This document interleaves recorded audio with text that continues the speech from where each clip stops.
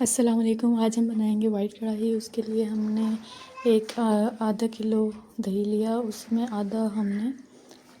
आधा packet milk cream का डाला, मलाई का डाला। उसको अच्छे से मिक्स कर लेंगे, फेंट के मिक्स करेंगे।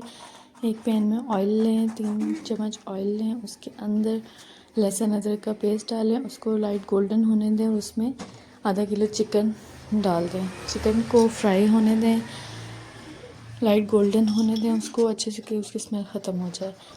फिर उसमें ये जो हमने पेस्ट बनाया था दही और मिल्क क्रीम का वो डालें और उसमें काले मिर्च पिसे हुए अपने जायके के मुताबिक हस्बे जायका आपने डालना है और ऊपर से कवर करके पैन को 15 मिनट के लिए रख दें। और उसके बाद कटी हुई सब्ज़ मिर्च डालें। वाइट कढ़ाई तैयार है।